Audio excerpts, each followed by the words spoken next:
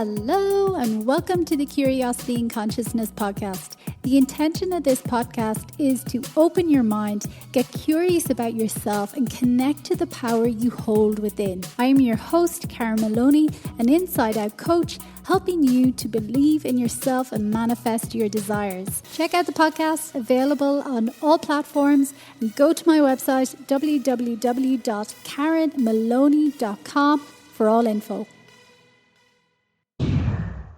Hello everybody. You're very welcome. Happy Thursday. Thanks for joining for another episode. And this week my guest is Dr. Erin Ellis. And Dr. Ellis is a naturopathic doctor who helps women balance hormones, fix crappy periods and regain energy they once had to be their happiest, healthiest selves. In 2010, Dr. Ellis was diagnosed with the rare form of Non-Hodgkin's lymphoma, which was the turning point in her life and prompted her to pursue her dreams of becoming a naturopathic doctor. Having had a cancer diagnosis at such a young age, Dr. Ellis's mission is to empower those to take control of their health. Life is too short to feel suboptimal, and given the right tools, your body has the innate ability to heal itself. When she's not empowering others to become their best versions, Dr. Ellis enjoys spending time helping her community, spending time with her dog, having game nights with family and friends, and making new memories with her Fireman.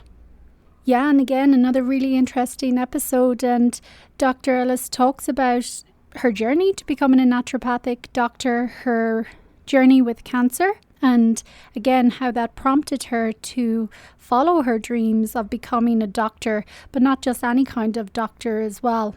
She was fascinated when she actually came across a naturopathic doctor and realized that there was the ability to heal versus taking a pill for every ill. And she really has a passion for empowering people and educating people and helping them to become the advocate for their own health and wellness and knowing about their bodies. So we delve into lots of that. She also shares lots of tips and tools and things that support, again, not just people with cancer, but everybody, and even in preventative measures. And although in her practice she doesn't work specifically with cancer patients, she has so much experience from her own personal journey and from studying as a naturopathic doctor. And she talks more about that, how they take in a holistic view, a mental, emotional and physical aspect when helping a person to heal and treating the body as a whole and looking to get to the root cause of something and not just treat the symptoms. She also talks about and shares the top 3 contributors to cancer and how we can support ourselves with those as well. So again, lots in this conversation, and if you want to find out more on Dr. Erin's work, you can go to her website, which is hopenaturalhealth.com. She also has a Hope Natural Health podcast, and I will link everything on the show notes, as always, to her website, to her podcast, and to her social media handles on my website, karenmaloney.com, and click the podcast section. Enjoy! Welcome, Dr. Erin. You're very welcome, and thanks for joining today. We really appreciate you joining and sharing your story. So thank you again, first of all. Oh, you're so welcome. I'm really excited to be here.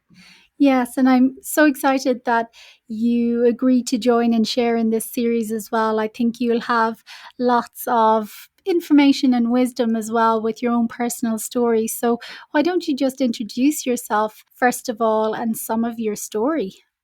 Sure. Well, my name is Dr. Erin Ellis. I am a naturopathic doctor located in Gilbert, Arizona. And being a naturopathic doctor was not my first career choice. It's actually, I don't really know what my first career choice was. I guess I started off way back in the day as a child wanting to be a teacher. And then as I grew up, I wanted to be a trauma room surgeon. And I started pre-med courses at the University of Arizona in Southern Arizona, and went there because they had a medical school. So I figured once I graduated college, I could just go to medical school there and go, pursue dreams of being this trauma room surgeon. Well, quickly gave up on those dreams because after being in school for so long, I'm like, I don't want to go through this. I don't want to be Mm. in school for I feel like another half of my life. I just wanted to graduate. So I always wanted to do something medical. But like I said, I gave up on those dreams and just got my degree in business with a emphasis in Spanish, which is interesting. I don't Love speak it. Spanish, but I had Yeah. that as part of my, emphasis a little bit. I would say I speak a little bit of Spanglish.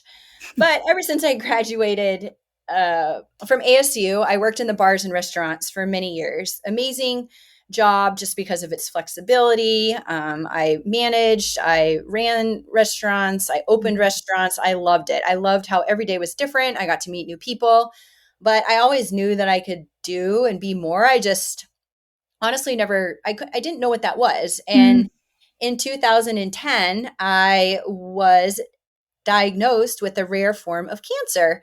Like I said, was 31, female, and I was diagnosed with non-Hodgkin's lymphoma. I had a tumor by my bladder, Wow. and this type of cancer accounted for 2% of all non-Hodgkin's lymphomas and commonly found in older men. So, why it was in me, a healthy, or I thought healthy, 31-year-old female, I have no clue. But instead of worrying about all of that, my biggest goal was to just kick its butt. Mm. So I was diagnosed February 4th of 2010, and I was deemed cancer-free in July of the same year. So 6 months Wow. later, I was cancer-free. I went through 6 rounds of chemotherapy. I didn't have to have any surgery. The lymphomas are super responsive to chemotherapy because it's a blood cancer. So I was out of pain within, minutes of dripping my first chemotherapy cocktail. Wow. And by my third treatment, it was 95% gone. But it's kind of like a course of antibiotics. You have to take the full course Mm. for it to be effective. So I had to continue, the other 3 treatments. I lost my hair, the whole Wow. rigmarole. I still worked in the bar in Old Town Scottsdale, which if you've ever been to Arizona, it's a very big touristy place. And I worked there with no hair. I quickly learned to not really care what anybody thought, Mm. Amazing. but it honestly, taught me a lot about myself and a lot about other people. And yeah, it was, obviously not an experience I ever want to go through again, but an incredible experience in its unique way. But as I was going through treatment, I met a naturopathic doctor. It was shortly after I think I finished treatment, but I met a naturopathic doctor and I was like, "Oh, what?"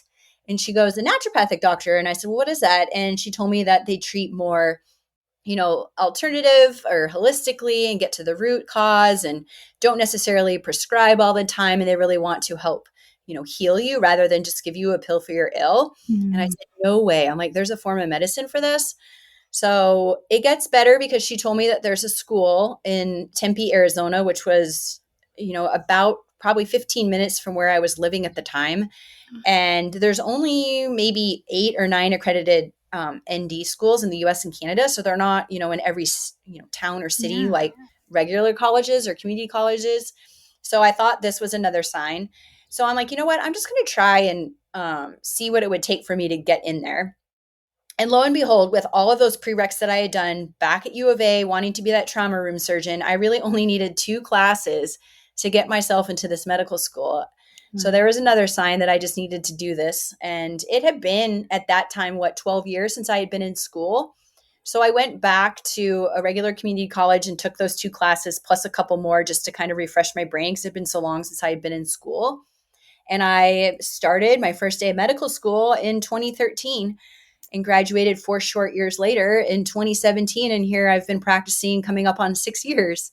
Wow. So it's been a wild journey, but I seriously have so much passion and heart for those to, really help them feel their best, become their best versions, and, understanding their body because unfortunately nowadays you just need to be the advocate for your own health. Mm. But you don't know what you don't know. So that's my mission is to, really teach and advocate, which here we go back to like how I wanted to be a teacher Yeah. back when I was a kid. Now I'm like teaching my patients, everything about their health and, the random people that follow me on social media about their periods and such. So it's really kind of full circle and it's, incredible how the universe really does work for you. And Mm. like I said, I would never want to go through that again. But if Yeah. that would have never happened to me, I would, well, definitely not be a doctor, and I would not be doing this Yeah. podcast with you. So very Wow. fortunate, and I'm very blessed because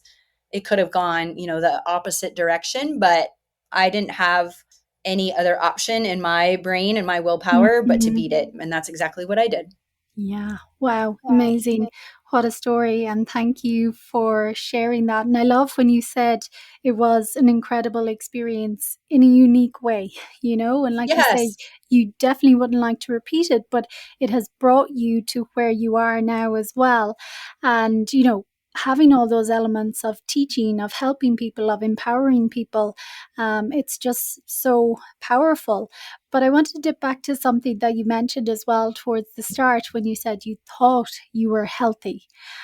Did you, maybe through the naturopathic path and getting to the root cause, did you find out differences in what you thought was healthy and actually what was not very supportive to you?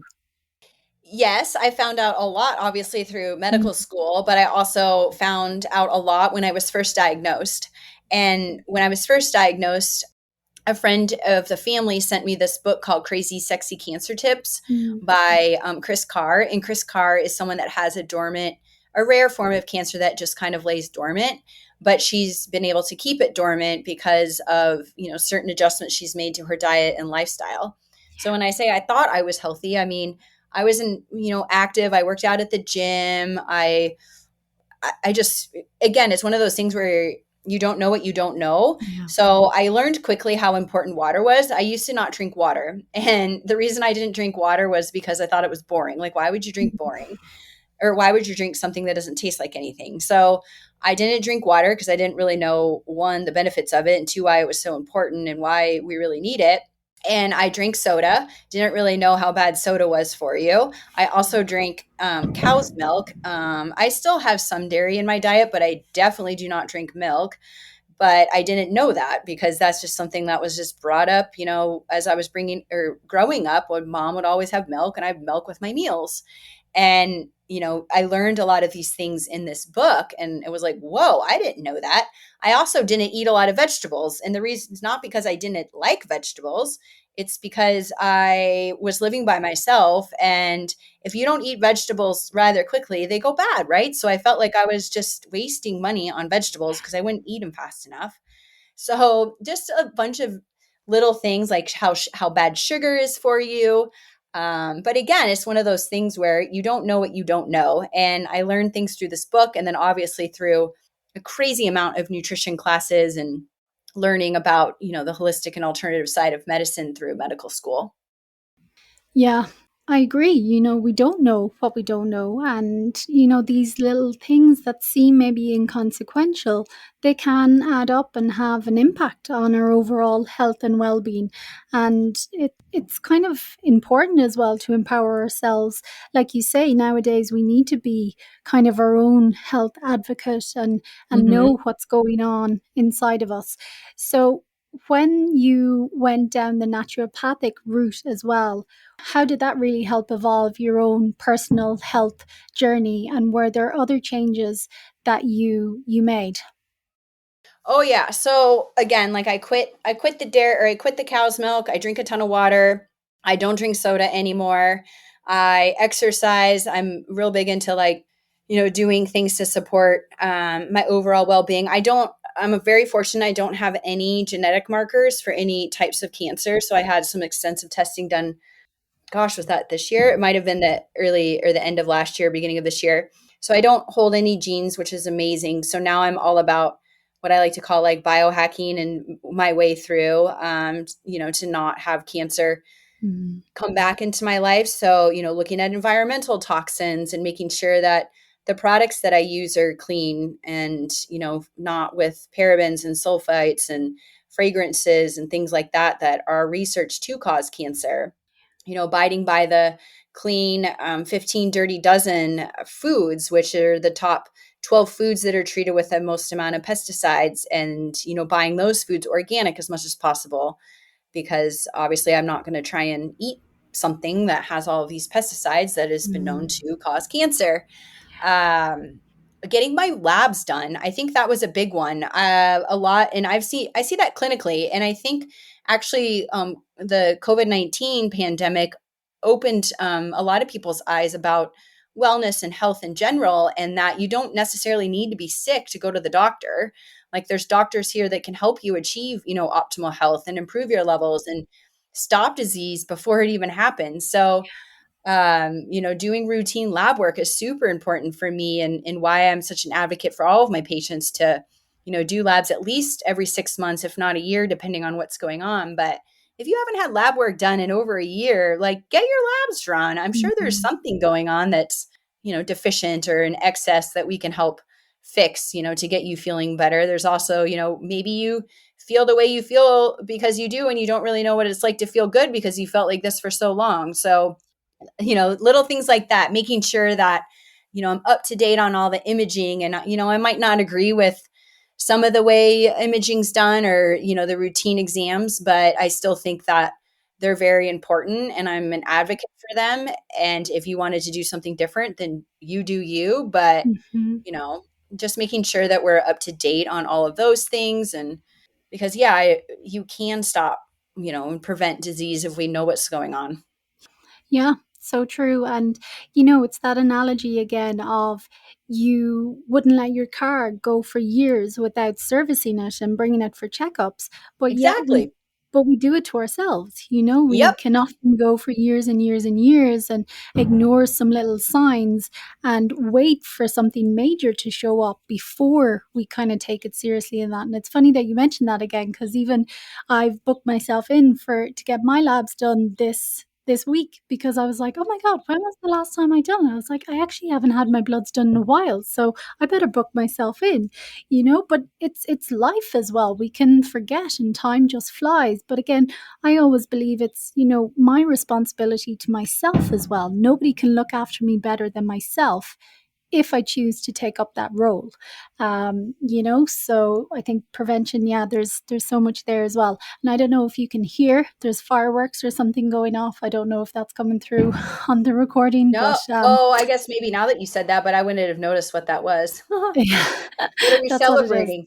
Always a celebration in Mexico. Oh, how Um, funny. so yeah, I love all that you share as well.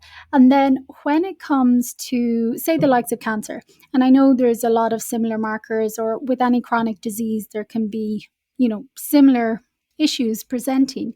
But from a naturopathic approach, how would you look at that, or how would you support a person who came to you with cancer? So I personally don't treat patients with cancer. There's actually naturopathic oncologists that are certified by Hmm. the Board of Naturopathic Oncology. So I oftentimes refer there, but I like to help patients post cancer or help them prevent it from Hmm. reoccurring. So when we do Great. that, or helping that is pretty much like any other patient is just making sure that basic nutrients are optimal, like vitamin D. Vitamin D is a big one for prevention of cancer. Making sure that we're low in inflammation. Inflammation is a driver. Making sure the hormones are balanced. Gut health. 80% of your immune system's in your gut. Stressors, like how stressed are we? How do we manage stress? How toxic is your load? Like, what are you using for cleaning products or, chemicals and things like that around your house or work or things like that. So, technically, I don't treat cancer. Hmm. It's funny. When I first went to school, that's exactly what I wanted to do. I wanted to help patients with cancer because I knew what it was like. I could definitely be in their shoes. But then I was like, no, I had my experience. I don't want to, only limit myself to doing that. So I pivoted a little bit with that. But yeah, I would say it's mostly about the same as how I would do it for someone post cancer as I would, just a general patient looking to optimize their health. They're going to get the same, recommendations and suggestions to, prevent it. Yeah, because there is that whole pre and post and diagnosis and after, and again, preventing anything recurring again is huge. And then when it comes back to the empowerment and the teaching piece as well, I'm sure you've touched on some of them, but what are some of your favorite aspects as well to teach on and to help empower people with over their own health as well? Well, just that. Like, there's so many times that a patient will come to me and they're like, "Oh yeah, I had my labs done," and they didn't say anything about anything. And so it just goes down to helping a patient understand what their lab levels mean. So I provide each patient with a lab interpretation document, which is basically like a glossary for what all of the labs mean. And then when we go through them, we say like, all right, well, this is not, optimal, because even though your level might be within that range of normal, it doesn't mean that it's optimal. And especially when it comes to hormones, which is a lot of what I do in menstrual health, it's, where are you in your menstrual cycle for those that are still menstruating? It's your hormones fluctuate every single day of the month. So we need to make sure that we know where you are in your cycle to get a good understanding of where your hormones are.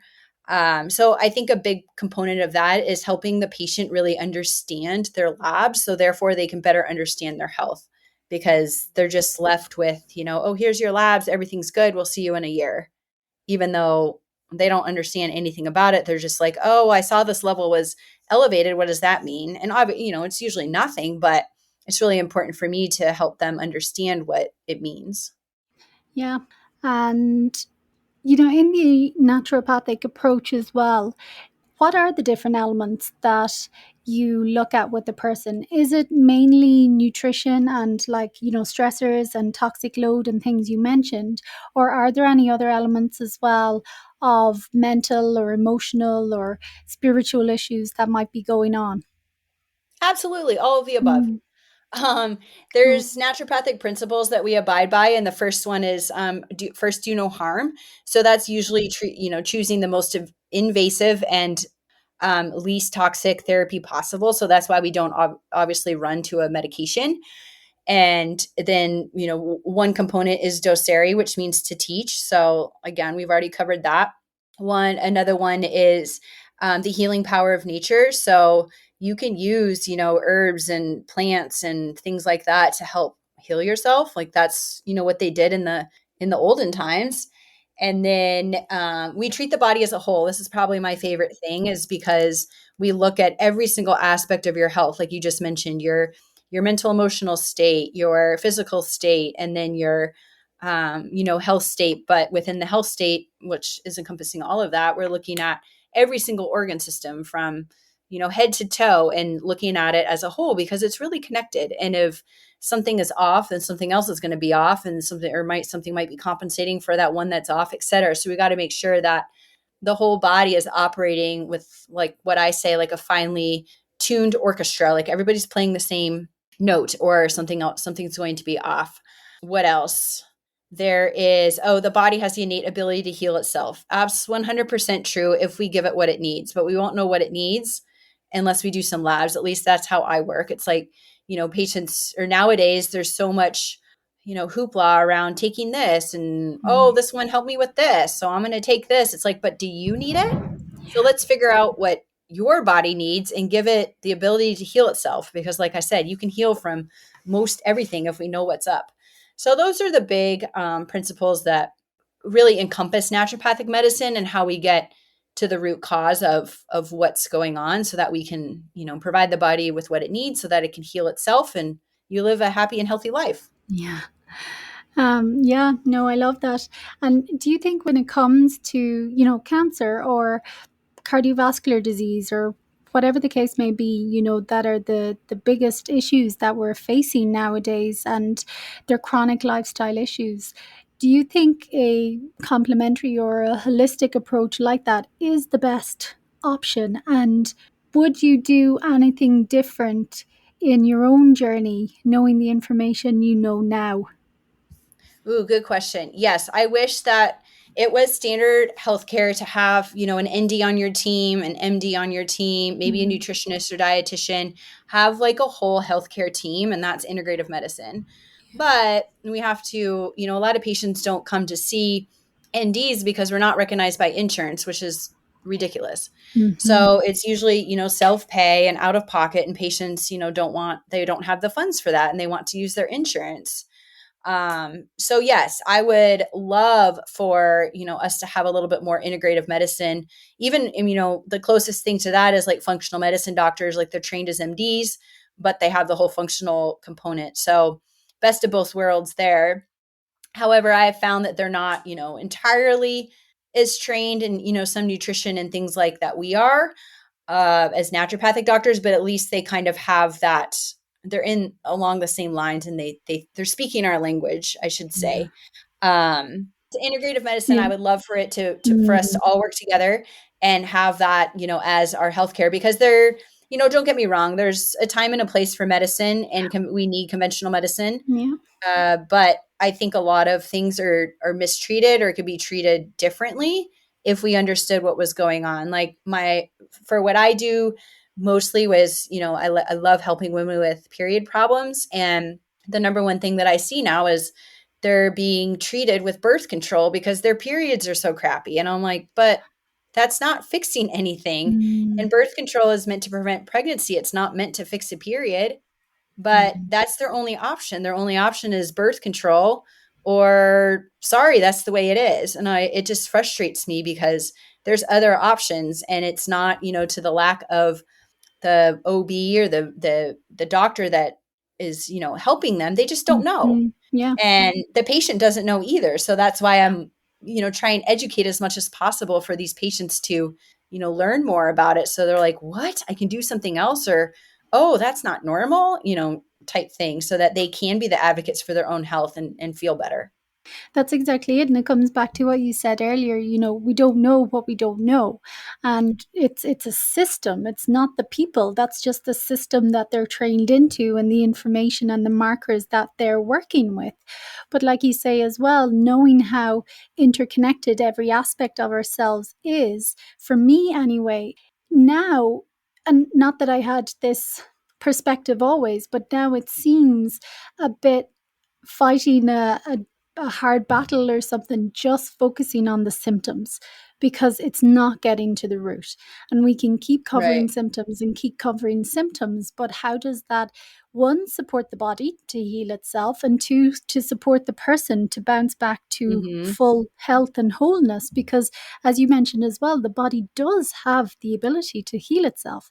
And that's one Mm-hmm. thing, one of many commonalities through every one of these conversations that every person has mentioned about the body's Mm-hmm. incredible abilities. And this is part of the intention with these conversations as well, to have them again, to know that there are other options and avenues as well that a person can do alongside their conventional or separate or whatever they feel is right for them. Because I think the word cancer as well, it brings up so much fear. And I Mm-hmm. saw that with my dad as well. Like, you just feel like you have no other choice. You're fighting against time, and I better just do what they tell me. And Mm-hmm. not that there's anything wrong with that, but again, there's lots of other things that we can do for ourselves throughout the whole experience as well. Um, and Yeah, and yeah, cancer isn't a death sentence. I mean, it no. really isn't. Like, you can heal from it. There's alternative therapies you can do in conjunction with it. Like I said, there's naturopathic oncologists that are more than willing to help with, adjunctive care, to help with your side effects and prevention, et Mhm. cetera. Some cancers can be treated alternatively. It just depends on what type of cancer it is. Mine was a blood Mhm. cancer, so I didn't really have a choice. But I mean, there's definitely, again, you have to do what's best for you, but I would definitely explore other options available, and seek second or third opinions, and get as much information as you can, and not just be like, all right, well, I guess I have to do this because he told me Mm. to. Yeah, and that's the piece every person has spoken about as well, both practitioners in the space and doctors, and I've connected with as well survivors in this. But this piece of personal responsibility and taking autonomy over your health as well, Hmm. that is something that everyone has touched on, that you don't have to feel powerless and just hand all your power and your decision making over to someone Nope. else. Yes, listen, yes, take the information, yes, take your time, but then ultimately decide what's true for you and what aligns with you and Absolutely. what's the path for you. And that's been the common message as well of people who have survived and who have come through. They didn't Yep. completely outsource their power, and that's a huge Mm-hmm. aspect. And that's where we're Yep. never helpless and we're not helpless. No, you're not alone either.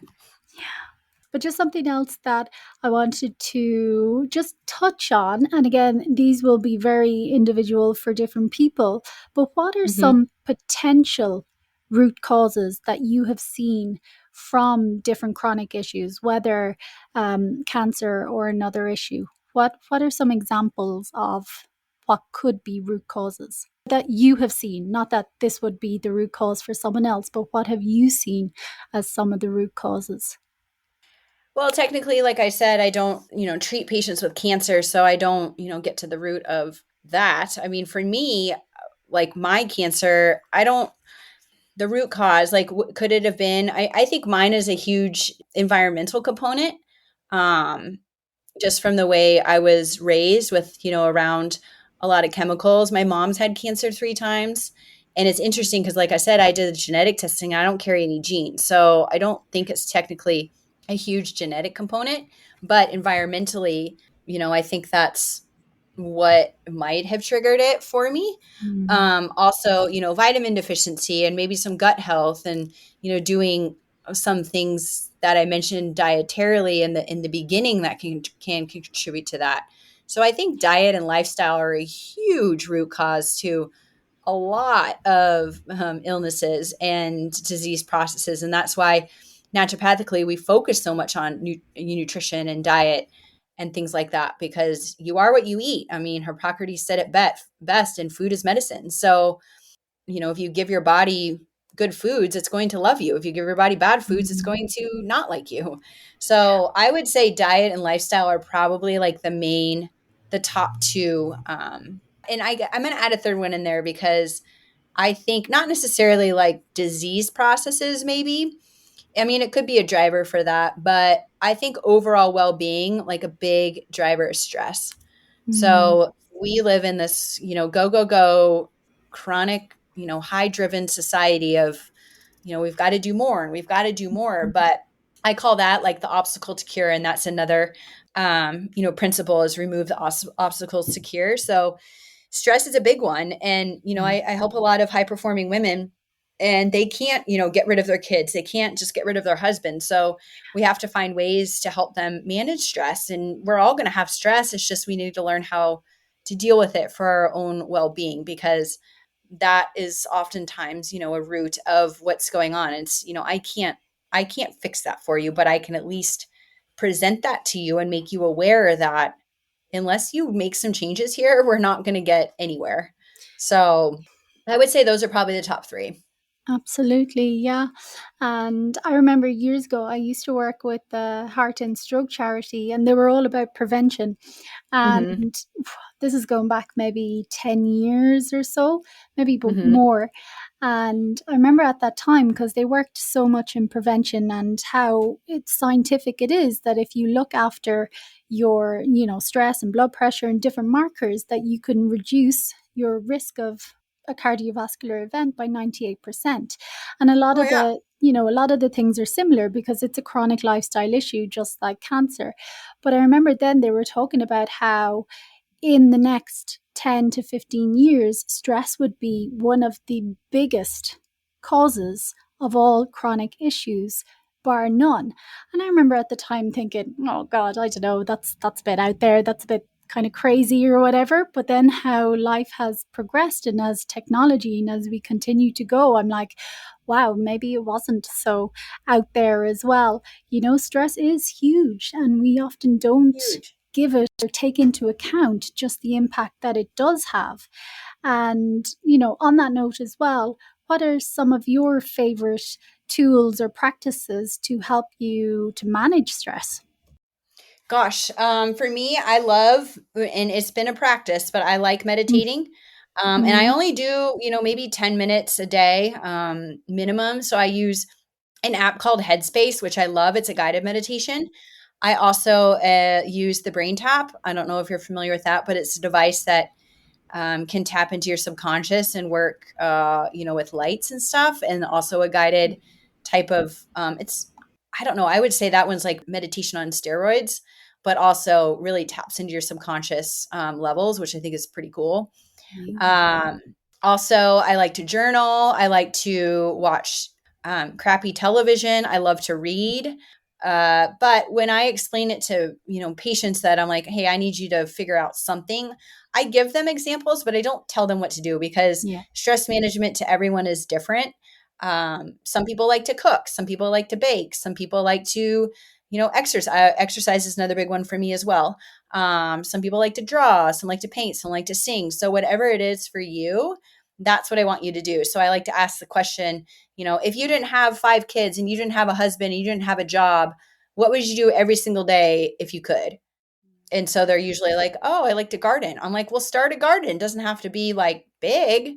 Start like with a couple things and there, now you have something that you can go to every day and tend to, and it's kind of your, escape from the world." So that's a Mhm. good question that, I ask myself too. It's like if I didn't have to, be anywhere for anyone at any time or have anyone that depended on me, what would I do every single day or that would really like, fill my cup? Whatever that is for you, try and incorporate it in your life as part of your stress management tool.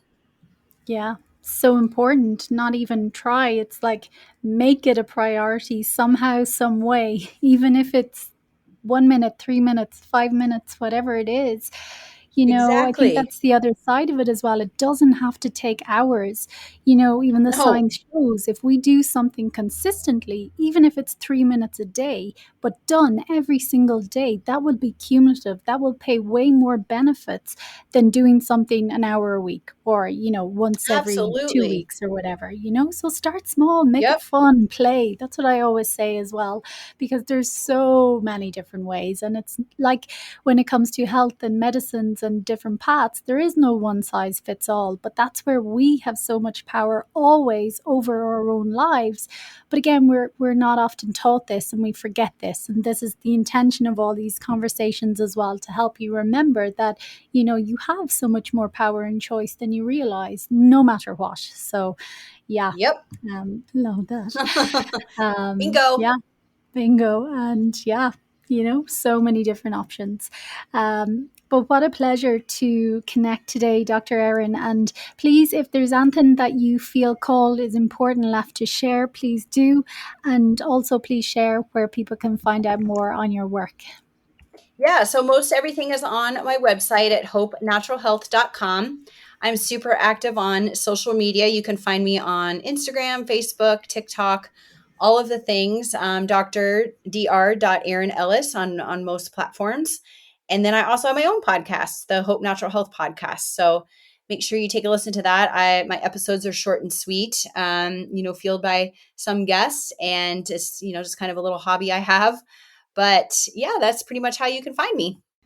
Amazing. Thank you so much. And as always, I will have links to all your socials and podcast and everything as well on the show notes on my website. And I definitely encourage people to go check out your work as well. You have so much content and nuggets and incredible wisdom. So thank you so much for joining today and for all that you're doing.